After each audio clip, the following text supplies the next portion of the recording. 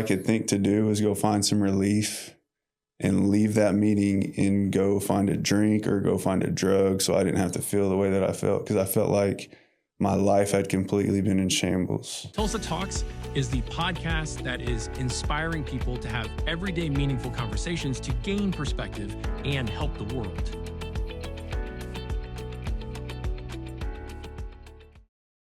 "36 years old. Yes, sir. 4 years clean. I'll have 4 years August 9th. Yep. 10 years of addiction. 10 years. You were a college athlete playing football. Yes, sir. And you took a 180-degree turn to try to destroy yourself. Oh, yeah. I did. What the hell? Yep. Do you ever think that? All What the hell? All the time. All the time. My whole life I've played sports. I was traveled all year round playing basketball. Started getting letters my sophomore year of college from D1, like places like OU, major D1 schools. And always was told I had potential, and I always thought that, I had dreams to play somewhere else in the NFL or Canadian League, whatever that was. Football was always a part of my life. That was my identity. But you took a freaking detour and didn't go along that road at all. Yeah. What happened? I had trained, this was back in 2010, the summer coming into the 2011 football season. I was, been training all year getting ready for football, getting ready for training camp for 2 days. Yeah. Football's a lifestyle at that level, right? It's a lifestyle. Yeah. Yeah. And it's all almost an addiction of its own. Oh yeah. It's all I thought about. Like all I wanted to do was play football. Like I didn't even want to go to classes. Football was my love, it was my identity. And I was training and I went home that weekend and we had like a men's summer league, a little, we call it the Has-Been League, where we played basketball on Sunday evenings. Okay, cool. And camp started on a Tuesday. So football camp. Yeah. Yeah. So I was supposed to really take a few days off before camp. And I went up there and I was playing basketball and I had gained I was like 290 pounds. So I had gained 15 pounds over the summer. And I thought I could still move like I was still light on my feet and play some basketball. And I just remember catching the ball and I went for a little half hook and pop, and my ACL blew out. And I had to lie to my coaches at Pitt and tell them that I heard it running and I fell in a hole, so I didn't lose my scholarship. And they believed it. And then, so I took a medical red shirt that year, and that was supposed to be my year, that I was taking it to the next level. Yeah. Talk that I was going to be, that was my All-American. It could be my All-American year. We were stacked. We had really good athletes. Already getting noticed? You were already getting noticed? No. I wasn't. We had a couple guys that went to the NFL. I don't know if you've ever heard of John Brown. He played for the Bills, for the Ravens. He was in my senior class.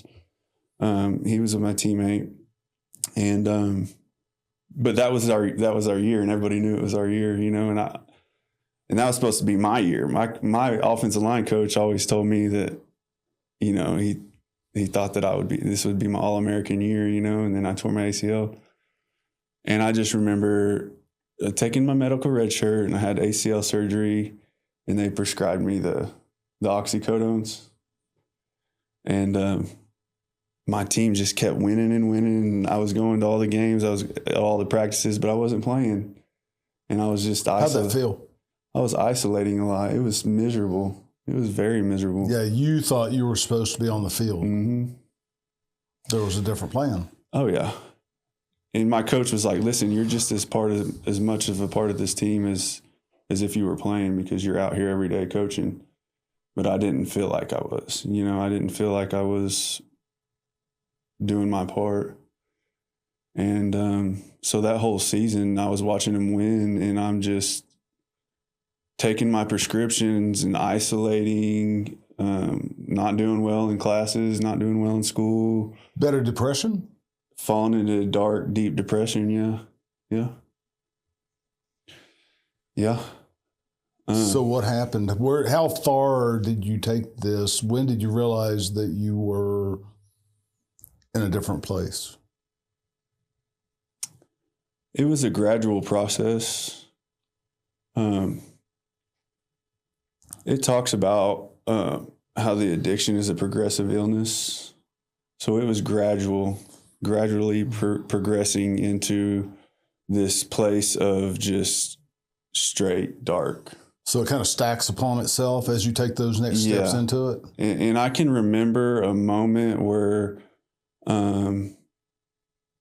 they made it to the national championship, and I can remember they could only fly 53 people. So there wasn't guys that were medically redshirted or that got to fly there. So I remember watching the game on ESPN from my room. And at this moment, I was full blown physically, mentally addicted. And you knew it. And I knew it. And I can remember like, oh crap. I don't know how I'm going to get out of this. I don't know what I'm going to do because it's a secret. You know, it was like nobody knew that I was this bad, you know? Not even you until this point. Not even me. That was kind of like my, okay, I'm bad point. Because I was sitting there by myself and I was getting high by myself with cocaine and Oxycodone. And everybody else is driving to Alabama to watch this game and I'm by myself. So I suppose a light switch went off at that moment. You just changed your total behavior. No, I didn't change my behavior. It carried on for several months after that. I was just barely getting by enough to stay eligible in school. I was still rehabbing my knee at this point. I was still addicted. But okay, so you were addicted, but you were still under prescription for knee pain? No. There came a point where they stopped the prescription, but I was finding people in the school. I was finding other athletes that was getting prescriptions. I was people that I knew down here that would get them. So at that time, I was transporting and I was going back and forth just to make sure that I was not getting sick. So when I ran out of a prescription, I would call somebody down here that I knew, and I would find some, and I'd come down here and get them and drive back. So like 2 times a week, I would be making trips back and forth. To where? 2 times a week. To where? From Pittsburgh, Kansas to Tulsa. How far is that? It's about 2.5 hours. So 5 hours on the road twice a week to support your drugs. But you were still somewhat functioning. I was passing classes. I wasn't functioning probably as much as I could have been. And I was still rehabbing my knee. I was still working out, getting ready for that next season. So I go on and I know that I'm going to get to play the next season. So this time I'm still struggling, but I know that summer's coming and I'm going to start getting ready for football camp. So I start finding ways to try to detox myself or wean myself off. So they came out with these stuff called Suboxone around that time. It's like it's what they give heroin or opiate addicts to come off of opiates. Okay. And I found a doctor up there that prescribed it, and I started going to this doctor. So I started taking Suboxone, and still nobody knew, you know what I mean? This was just all me thinking that Suboxone was going to fix my problems. And it helped because I wasn't spending all this money and I wasn't snorting oxys but it balanced me out and it kept me focused long enough where I can get myself ready to play another football season. And so I took this Suboxone, and then I got ready, and I was healthy enough so I could go to football camp that next year. And so I'm back as a number one starter. And I made it through camp, but I was cramping a lot, and I'd get severely dehydrated because of the Suboxone. And they didn't know. Trainers didn't know. They thought I had sickle cell anemia because I would sweat so much and I'd cramp so much. And so I got tests done to see if I had sickle cell. I didn't have sickle cell. You knew what it was. I knew what I was doing. But you went ahead and went through those processes so that the team wouldn't know. So the coaches and the team wouldn't know. And they kind of had an idea. I heard, a lot of players would be like, hey, coach was asking what's going on with you. But nobody knew. It was like, and that was the most miserable process of it, was that it felt like I couldn't tell anybody, And yeah, so they got to the point where they were having to, before every game, the night before, they would put IV fluids in me so I wouldn't cramp up. And I would drink a ton of Gatorade and a ton of water. And so you couldn't come off this stuff either. What's that? What'd you call it? The drug that was helping you not be an addict. Suboxone. No, I could not. If I did, you were addicted to that then. I was addicted to Suboxone. Yeah. Yep. And you tried to come off it. And no, not for a while. You were like, okay, this is cool. It's working. Let me just do this. So at this point, I go years before I actually have complete abstinence of drugs or alcohol. This is just the beginning of the process of it. Yeah. So the Suboxone, I stayed on it. I played that whole season on Suboxone, and like I said, cramping and everything. And at this point, I'm really doing bad in school. I'm not passing all my classes, and my grades are getting worse, and the coaches are coming to me. They're putting me in study hall. And and they warned me, like, man, if you don't pass this class and that class, you're going to be ineligible for the next season. And so I remember going in our team meeting that spring, and it was a team meeting of all the players that were going to be there the next year. And it was at the end of the spring that they'd always have. And I remember walking in, and the head coach, Tim Beck at the time, pulled me aside, and he said, you're ineligible for next year, right? And I was just like, no, I didn't. And he goes, yeah, you didn't pass enough credits. And I remember at that feeling so embarrassed that all I could think to do was go find some relief and leave that meeting and go find a drink or go find a drug so I didn't have to feel the way that I felt, because I felt like my life had completely been in shambles, like I had lost everything, because that was my identity. And I felt like I had ruined every opportunity that I got to that point by not passing those classes and not taking school serious. It was a life change. Yeah. I mean, not being able to play football, failing classes, that's a lot different than it was a couple of years before that. Well, even being addicted, yeah. I mean, I just wasn't not getting to play football or pass classes. I was a full-blown addict. Yeah. But even if it wasn't for the addiction, just the byproduct of that addiction was life-altering. Yeah. Plus the addiction to try to not deal with life. Exactly. Yeah. Yeah. So where did you go? That I packed up everything that I owned and packed up everything I own, and I came back here to nothing. Embarrassed, felt like I let everybody down, let my family down. They had probably had some sort of an investment in through your youth and all that to get you where you were. Yeah. My mom was with me on every visit that I went to. She was at every game that she could come to, away or home. My family would travel from all over to come watch. They were invested too, you know.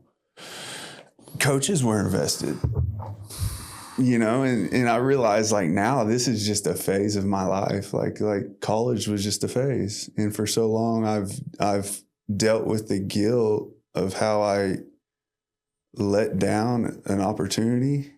You know, for so long I would find relief in other things because of that. But today I don't have to. How long did you stay in the addiction? At that point that was in 2012. So I had a period of sobriety in 2017 where I was involved in a ministry. I had a period where I was about 1.5 years clean, but still didn't work out. I had caught some charges and got court ordered to a ministry. It's funny, people that have never been around court or done prison time, that's not a regular term for them. Caught some charges. Yeah. No, yeah, you're right. But everybody that I know that's been around the court system and maybe have done a little time, that's the phrase. I caught some charges. Yeah. That's what you do, because that's what you do when you're in that life. Yeah. You're catching charges, or you're harming people, you're harming yourself. That's what it is. But you caught some charges. Instead of going to prison, you did something different? Yeah. So they Osage County court ordered me to a program. They didn't care what it was. They just wanted me to complete a program. And I was like drug court or something like that? They wanted a long-term program.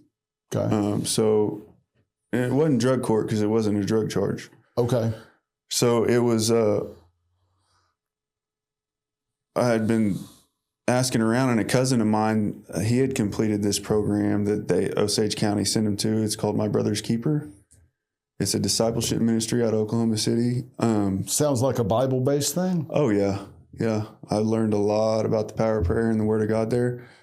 And I was like, all right, let's do it. I went there and completed the program for a year. You don't get a phone. You get one phone call a week there. You live with a house of about 15 other men, and you go to church about 4 times a week. And you wake up every morning and you pray for an hour before you start your day. And then you go and you do your fundraising or whatever they have you doing. But it is all Bible. And God took my wife and I through that when we moved here in 2008. Quote, heathen hairdresser told us that it would be a good place, that's church. Yeah. Would be a good place for my daughter to go because she was a teenager. Yeah. She went there a few weeks, and then my wife and we had not been in church all of our adult lives, basically, other than like 1 year when she was born. Yeah. So that was like 14 years before that. And we'd wake up on Sunday mornings and say, let's go to the rock concert. Yeah. Because, they've got that upbeat music. And we ended up staying or going to the church like 5 times a week. Yeah. And we weren't court ordered or by any means. It was just something that was good for us. Yeah. To be able to be focused and in that group of people doing something to help other people. Yeah. And that helped us get out of the real funk in our life. Yeah. And it same here. Like, I know I was court ordered there, but while I was there, something happened. Something happened. Like, I had some type of experience that had changed something in me. And I know at that point it didn't change me for very long because it only lasted about 1.5 years. But it opened a door. It definitely did. And the perspective, it gave me a little better understanding.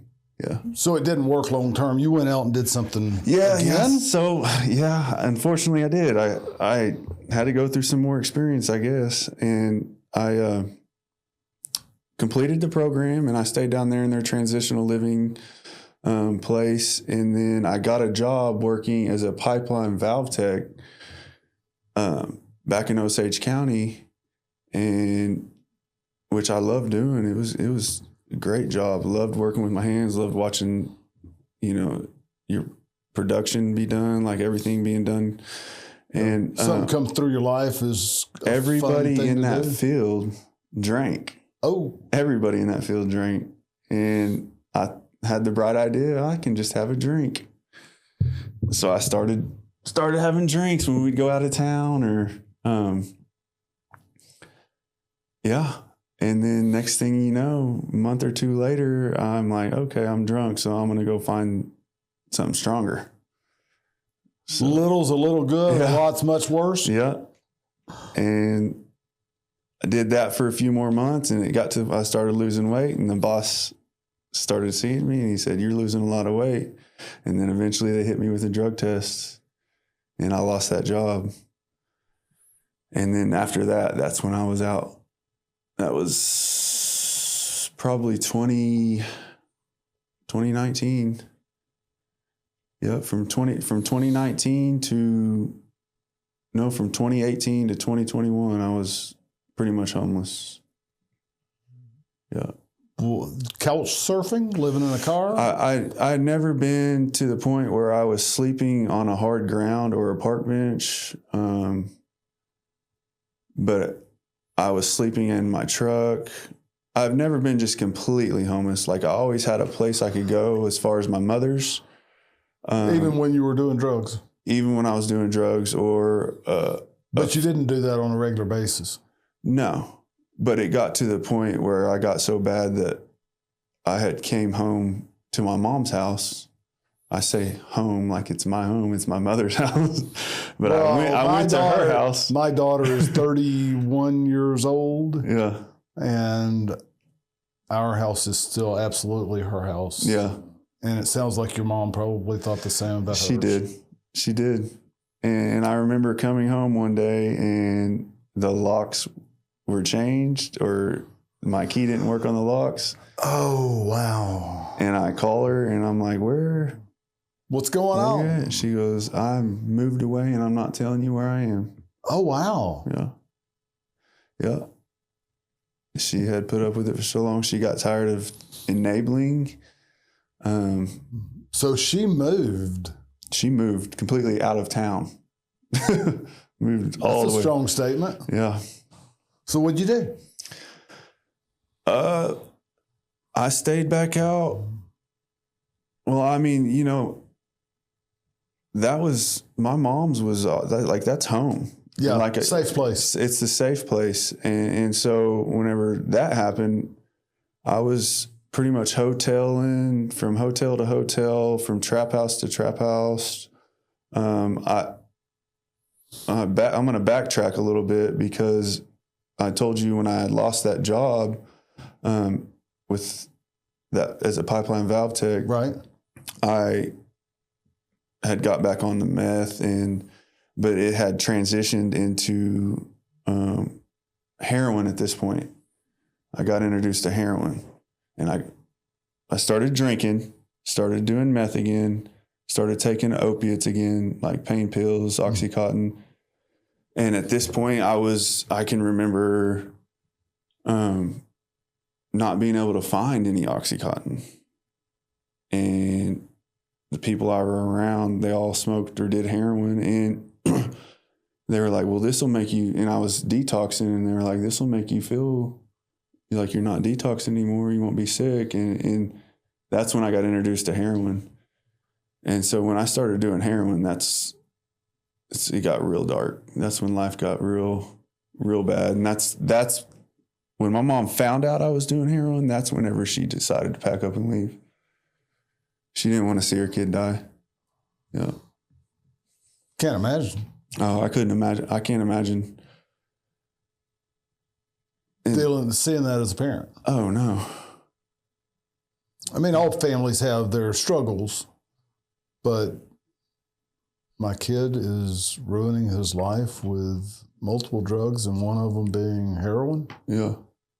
After you were basically a regular football guy, athlete, having a good time with a lot of good people, quote, good people. Yeah. You took a left turn. Yeah. I could just see, like, in those moments, like the look on her face of just disappointment. You still paid attention? Yeah. You still felt that? Yeah, I still felt that. Yeah, I would walk into her house and she would look at me and she'd be like, "Son, when are you going to do something different?" And I just wouldn't listen. I'd always give her an excuse. Oh, I just got to do this and take care of this. Or it was always the run around. And she's... That's what druggies do, right? Yeah. Yeah. And then, you know, she'd go into another room and I'd slip a 20 out of her purse and put it in my pocket without asking. Like, that was the type of person that I was. Or I'd borrow her car and I would leave and she wouldn't have it back for days. You know, my mom was a school teacher. She's a retired school teacher now. That was the type of person that I had become. What did you think about yourself? In that moment or now? In that moment. In that moment, I wasn't. I was selfish, self-centered, egotistical. All I cared about was my next high. That's just completely consumed by the physical and mental addiction. I wasn't thinking. It wasn't until it wasn't until. But you still felt your mom's disappointment. You still saw her face looking at you like, "Where is my son?" Yeah, now reflecting back after I'd cleaned up, like, yeah, I do, and I can't imagine the heartbreak that she was feeling when she seen me. You know, I told you that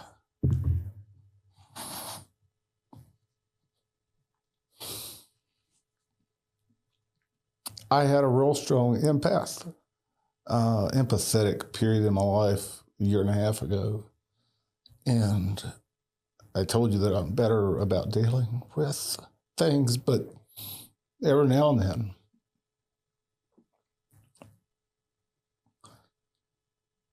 I'm feeling your mom's pain.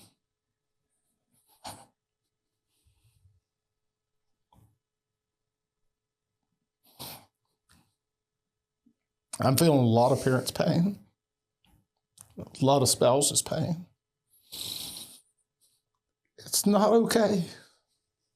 It's not okay, but we still somehow have to love those people the way they need to be loved so that they might be able to get breakthrough at some point. Absolutely. And your mom needed to love you by allowing you to go down your road. Yeah. And still sustain her life without being completely broken. Yeah. So when did you get enough, man?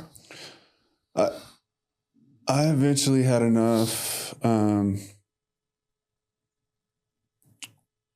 Yeah.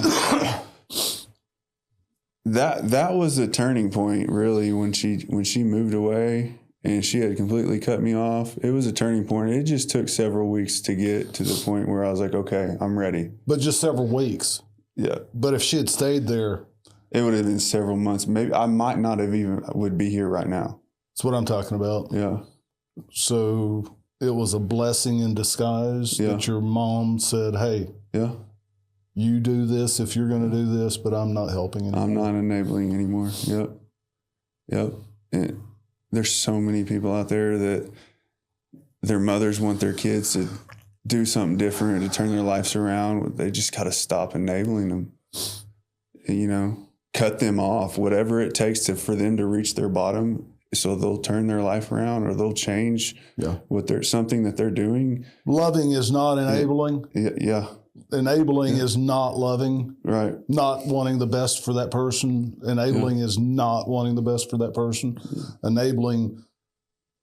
Man, where do you draw the line, though? How do you know when you're helping and you're enabling?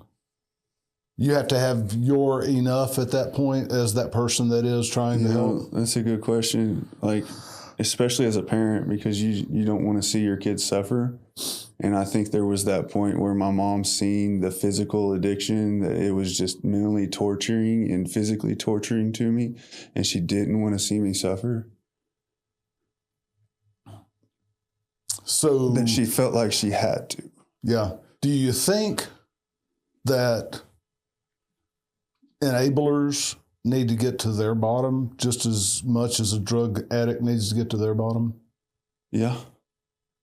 for that relationship to actually be healthy again some point, maybe? Yeah.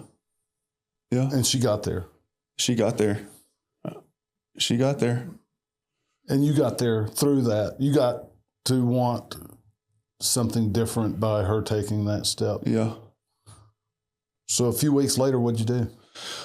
I went out to treatment out in California. Travel from Tulsa to California. I was in the process of getting insurance, and I realized like I needed to change my demographics because I knew way too many people here. Too many people knew me here. It would be if I would have went to where I work now, I probably wouldn't be here today because I just knew too many people in this area, and so I needed to get away, and I chose to go out to California to detox and through a treatment center called Beachview Treatment in Huntington, and went through detox, and it was one of the most worst experiences of my life. It was so bad it made me not ever want to have to go back to a detox again. But while I was out there, what does that mean? I don't understand what you just said. I think I like might, it was so physically torturing. Like I was hurting so bad through the detox process that it was enough to, okay, I don't ever want to feel that again. Say that was worse than your athletic injury that you were... Yeah. Because at that point, when I had checked myself into detox, I was getting up to about 3 grams of heroin a day, smoking it. I was never an IV user. Easily spending close to $300 a day on heroin. Yeah. That's quick math. 300 times 30 is $9,000 Yeah. a month. Yeah. $108,000 a year added out. Mm-hmm. That's crazy. It's a lot of money. Yeah. So you went and got detoxed. Horrible experience. Then Yeah. what? When I was in detox, they would take us to 12-step meetings, AA, NA, and I went into a men's stag meeting, a AA 12-step meeting, and I was finally hearing, I had been to meetings before, but at this point, when I walked in, I was finally hearing a message. Like I was hearing what people had to say, and I remember just going to that first meeting, just being so broken. Like, I don't know what I need to do, but this is working for you guys. So, I want whatever you guys have, And I just remember seeing the light on these men's eyes and just seeing them laughing, joking around and talking about God. And I wanted that. And, I shared in the meeting completely broken in my first AA meeting in my new recovery.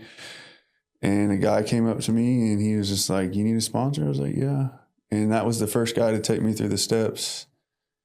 And that guy completely changed my life.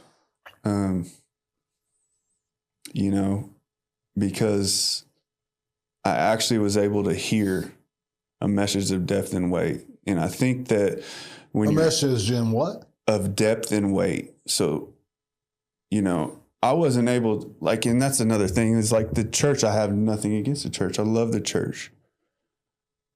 But I wasn't hearing a message because a lot of these people haven't been where I've been. You know what I mean? They haven't lived on the streets, or they haven't been involved in what I've been in, or done the things that I've done. We might believe in the same God, but that doesn't mean that you have the same story or you've had the same experience as I have. So when this guy shared his experience with me and what changed him and turned him into the person that he is today, and it was a lot of the same stuff that I used to do, I was like, okay, I can listen to what this guy has to say. And he took me through the steps, and it just completely changed my life. And, and so I've gotten involved in Alcoholics Anonymous, and I've been in I'm a member of Alcoholics Anonymous right now, and I'm sponsoring other guys. But I've had a couple different sponsors since then. Since I moved back here, my first sponsor lives in California. Still stay in touch with him? Yeah, we still talk. Yeah. But it was that first experience is what I'm saying that I wouldn't say radically changed me, but it definitely changed my thinking. So you had a doorway opened back in 2021 system that was down. Where was it? Where you had your first year and a half of sobriety? Oh, so that was at a ministry in Oklahoma City called My Brother's Keeper. Yeah. Okay. So you had that door open, but you didn't have enough at that point. So you reverted, and then your mom locked the door on you, which actually opened the door for you. Yeah. Then you self-placed yourself over in California, Huntington Beach, Mm-hmm. and you get detoxed. Then you go to 12th step, and this man happens to be there that you connect with in a strong way because you're ready at this point. Yeah. And that's been 4 years ago? It's coming up on 4 years. Yep. August 9th will be 4 years. What do you do now? What do I do now? Right now for your career, what do you do? I work at Grand Addiction Recovery Center. I'm a lead chemical dependency technician and a PRSS. What does that mean? What is your daily responsibilities and activities? Involved in everything. I'm involved from property situations to crisis situations to everything. So I manage staff, I manage clients. Everything. Just everything. And So from an addict to a mid-level manager in less than 4 years. Yeah. Yeah. Would you call that a level of success? A level of turnaround in your life? Yeah, every day that I go without drugs or alcohol is a successful day for me. And it absolutely is. This is the longest I've ever held a job. 3.5 years. I've held the same job. The longest I've ever been sober or been clean. The best my relationship has been with my mother. I have a 10-month-old daughter now. I'm a present dad, and it's amazing. Like I never thought I chose to work in the field that I work in because it's like an umbrella, and these people that come through there, they get to see me, and a lot of them know who I was back when I was in my addiction. They're still in addiction, and they're coming in and they're trying to get help. Yeah, trying to get out. And they see that it's worked for me, and so that in itself is, just my presence alone is being able to help people because they can see that it works. Yeah. Does helping people help you? Yeah. How so? Get you out of self. Because that's what we do. We pay it forward. We help the next person because somebody helped me. And that's what God wants us to do, That's where God's work is in other people helping other people. Yeah. Yeah, the Bible says something like, love God and love others the way you love yourself. Yeah. And I propose that without God's breath, nobody is alive. So therefore, if I'm loving God and I'm loving myself, I see Him in others. Yeah. So therefore, I'm just loving Him and loving myself when I love others. Yeah. No matter what they've done. Now, that love might look like moving to a different city. Yeah. Tell your mama loved you, right? Yeah. The right way? Mm-hmm. Yeah. And through that process of being humbled and having those life experiences like you're talking about that's relatable to others, unlike a lot of people that have not went through the process, that same one. We here at the Complete Peace Movement have coined the phrase equipped to love. Yeah. And the process that God brings us through, because he supplies our breath, Yeah. is the process that he needs us to go through so that we can do that for others. Yeah. Yeah. And I appreciate where you are in life. Yeah. Is there one takeaway that you would like to share with people? One thing, one key. One key? One key to life. Oh, man. You found the 12 steps. You found a mentor. Yeah. You went through this breaking process. Your mom locked the door on you. You work and help others now at Grand Mental Health, which is basically a 30-day process of getting people to not be addicts anymore. Yeah. And then you guys have relationships with others in the community that can put them through into a sober living house or something like that. So you guys are the first step for addicts coming out the street. Sometimes it's through the courts that give them an opportunity to go there instead of to jail. Sometimes it's people that are checking themselves in. So this is what you're participating in. This is your history. And I said all that to say, what's the key? What is a key that you would like to share? Listen, if somebody's suffering and they don't feel like they have a way out, I promise you there's a way out, because I remember a point in my life when I literally thought that I would never be off of heroin. And I'm coming up on 4 years clean, and I found that way out. And it doesn't have to be a 12-step program. It could be a spiritual-based program. It could be church, whatever it is. Get connected with it, because what you're doing is not worth it. You never know when that last hit could be. You never know. It could be tomorrow. It could be today. If you're suffering, reach out for help. There's somebody out there who has been where you've been that can help you through the situation. That can mentor you, that can help you through the step process. There's somebody out there. And you don't have to suffer alone in silence anymore. I did it for years, and I promise you there's a way. God has somebody for you. Reach out for help. Somebody's there that wants to love you right where you are. Mm-hmm. Yep. Thank you for coming today. Absolutely.